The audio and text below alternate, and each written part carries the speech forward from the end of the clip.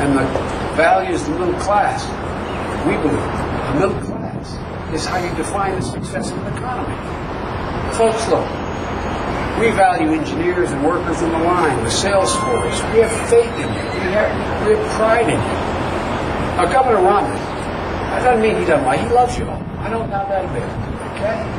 Governor Romney's a good, decent man.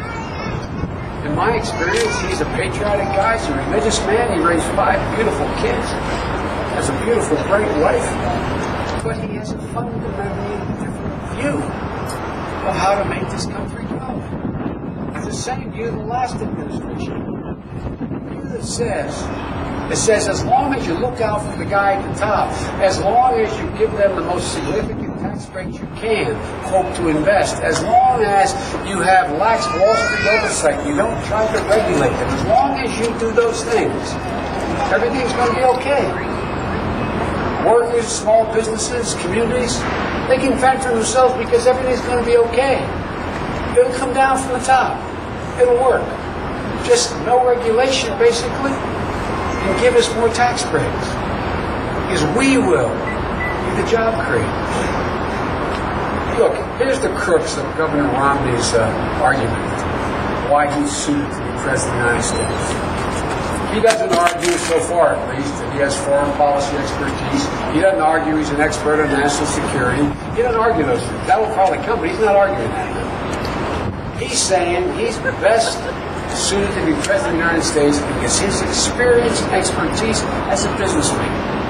He said he's the most qualified guy to run the country because of his business experience. He raised it, not us. So let's take a look. Let's take a look at that. How does that experience, and he's been very successful, how does that experience suit him to be President of the United States of America? I'm going to give you an example of that experience today. And over the course of this campaign, I'm going to give you multiple examples of that experience.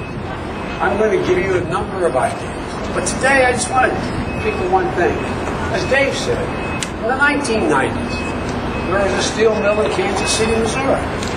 It hadn't been in business since 1888. Romney and his partners came in, his fellow investors, and 8 years later, the company was bankrupt.